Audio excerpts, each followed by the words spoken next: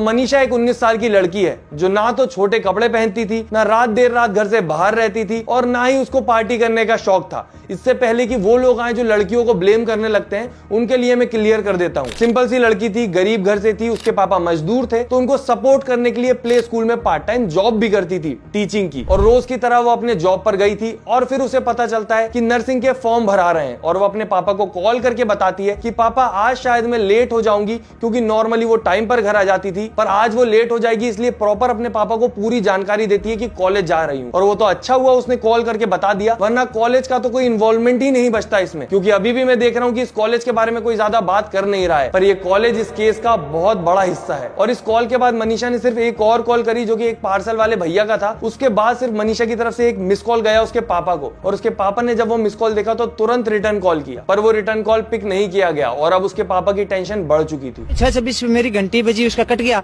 फिर मैंने 6:26 मतलब पूरी नहीं हुई थी, कुछ सेकंड बची हुई थी, मैंने उसके साथ अपना फोन उठाया, साथ ही साथ कॉल किया तो फोन बंद था। कल रात में उसका फोन 12:04-5 के ऊपर ऑन हुआ है, उसके बाद बंद हो गया है। दोबारा हमने कॉल किया तो फिर स्विच ऑफ हो गया है। अब आप बोलोगे जब उसके पापा को टेंशन हुई तो पुलिस को कॉल करते या फिर खुद जाके देखते। उसके पापा ने दोनों काम किए, वो खुद भी गए वहां पर और उन्होंने पुलिस को भी कॉल किया और पुलिस आई भी। और जैसा कि जानकारी मिल रही है, जैसे ही पुलिस उस कॉलेज में पहुंची जहां पर मनीषा जा रही थी, तो पुलिस वहां पर 3-4 लोगों को देखती है, वहीं के कर्मचारी जो कि नशे में धुत थे।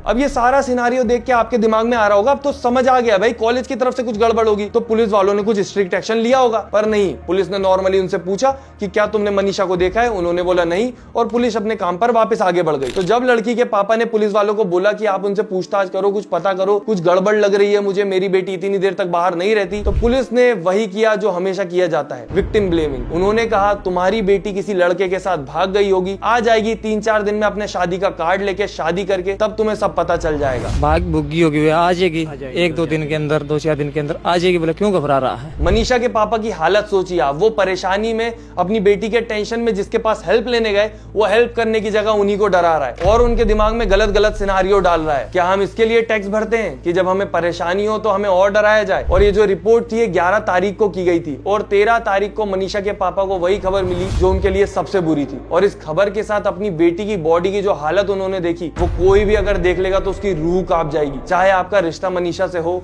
या ना हो। फेस पर स्किन नहीं है, जैसे तेजाब डाला हो। जिस नली से हम सांस लेते हैं वो सांस नली गायब है। जिससे हमारा खाना पेट में जाता है वो खाने की नली गायब है। किडनी नहीं है बॉडी में और शरीर से बच्चेदानी भी गायब है। आप सोच के देखिए, जब उसके पापा ने या उसकी फैमिली वालों ने ये सब देखा होगा तो क्या फील किया होगा। पोस्टमार्टम को मैं पढ़ नहीं पाया, इतना यानी भीतर के ऑर्गन गायब है। सच्चाई तो ये है, उसकी बच्चेदानी गायब है, उसकी किडनियां गायब है। 1-2 किलोमीटर के अंदर अंदर ऐसा क्या हो गया कि आसमान से अपराधी उतर गए?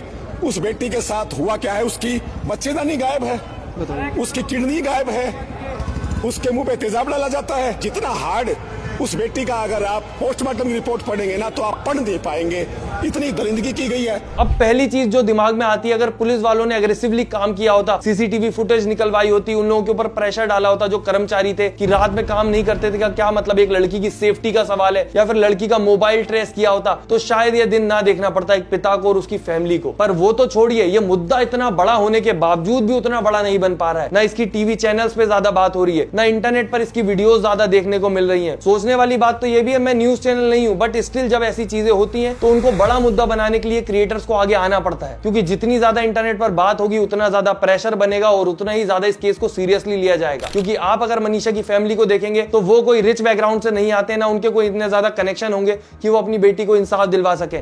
आपको और हमें ही आगे आना होगा। आज 19 तारीख हो चुकी है, 8 दिन बीत चुके हैं। इंसाफ के नाम पर वो जो पुलिसमैन थे, अलग अलग पोस्ट के, उनको ट्रांसफर किया गया है या फिर सस्पेंड किया गया है। और जो फाइनल रिपोर्ट आई है वो आपका नजरिया पूरे केस को लेकर एकदम ही बदल देगी। जो हमारे पास अब तक की रिपोर्ट आई है उसमें पॉइजन आया है और उसमें कोई उसको इंजरी के मार्क नहीं आए। जो सेक्टुअल एरियाज में उसके जो थे वो कुछ भी नहीं आया, सीमेंट नेगेटिव आया उसका। बाकी हड्डियां उसकी इरेगुलर थी, तो कोई शार्प वेपन का इस्तेमाल उसमें नहीं लगा। ये भी बताया गया है कि धारदार हथियार से भी हत्या की गई है, क्योंकि गला भी रेता गया है। वो उसमें धारदार हथियार की कोई भी एविडेंस नहीं। मतलब जितनी भी बातें चल रही थी कि उसके साथ पहले गलत किया गया फिर उसको खत्म किया गया, वो सारी बातें गलत हैं। इस रिपोर्ट ने सारी ही बातें झुठला दी हैं। इनका कहना है लड़की ने कीटनाशक खाकर खुद को खत्म कर लिया। अब यहाँ पर आप उस वीडियो को याद कीजिए जो मैंने आपको एकदम शुरू में दिखाई थी, जहां पर एक पिता पूरे भरोसे के साथ बोल रहा था कि मेरी बेटी ऐसा कर ही नहीं सकती। और आप अब ये वीडियो देखिए जो जो अभी रिसेंट में आई है। हमने जो कमेटी ने फैसला लिया है सारे समाज को इकट्ठा देख करके अपने हित में ही लिया है, और कमेटी का फैसला ये है कि हम अपनी बेटी का संस्कार हिंदू रीति रिवाज के साथ मान सम्मान के साथ करेंगे, और प्रशासन अपने काम पे लगा हुआ है, हम उनके काम से संतुष्ट हैं।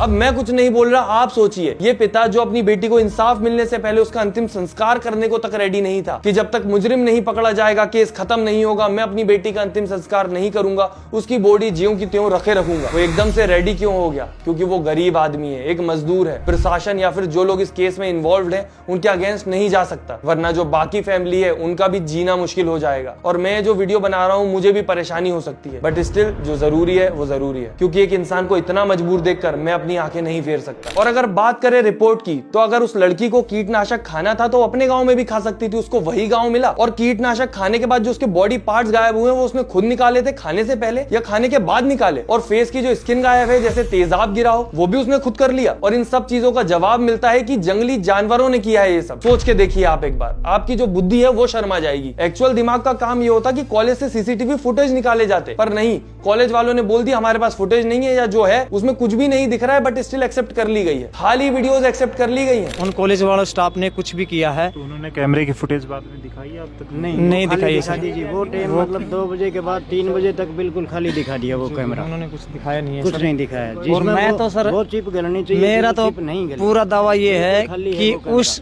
कॉलेज के स्टाफ ने ही उस लड़की के साथ जो भी किया है, व्यवहार किया है, जो भी ये हुआ, ये वारदात उस स्टाफ ने किया है। इतना सब होने के बाद मैं यही बोल सकता हूँ कि यहाँ पर पहली गलती लड़की के बाप की है कि उसने पुलिस से उम्मीद करी कि वो उसकी बेटी को ढूंढेंगे, कुछ होने नहीं देंगे। दूसरी गलती हम सब की है जो सोच रहे हैं कि शायद इसमें इंसाफ मिल जाएगा, क्योंकि आधे से ज्यादा लोग तो आज भी आवाज उठाने में भी डर रहे हैं, जिन्हें लगता है जब तक घर में कोई दिक्कत नहीं है, कोई दिक्कत ही नहीं है, और उन्हें सच में लगता है वो इस देश में सेफ है, उनकी फैमिली सेफ है। तुम खुद सोच के देखो, एक लड़की दिन दहाड़े सलवार सूट में रोड पर गायब हो रही है, कितने सेफ हो तुम इस देश में? और क्राइम हो जाने के बाद भी पैसे देके उस केस को दबाना कितना ज्यादा आसान है। और मुजरिम के पास अगर पैसा है और उसे पता है कि केस दब जाता है, तो उसको दिक्कत ही क्या है फिर क्राइम करने में? बाकी मेरे पास आवाज है जिसे मैं उठा सकता हूं, और मैंने इसे इस्तेमाल किया है। नीचे शेयर का बटन है, उसे इस्तेमाल करके आप भी इस चीज को फैलाएं ताकि ज्यादा प्रेशर बने। वीडियो लाइक मत करो, चैनल सब्सक्राइब मत करो, मुझे कोई फर्क नहीं पड़ता, मैं उन चीजों के लिए वीडियो बनाता भी नहीं हूं, बट शेयर जरूर कर देना, क्योंकि खुलासा कुछ भी हो, इन्वेस्टिगेशन एटलीस्ट पूरी तरीके से, पूरी ईमानदारी से होनी चाहिए।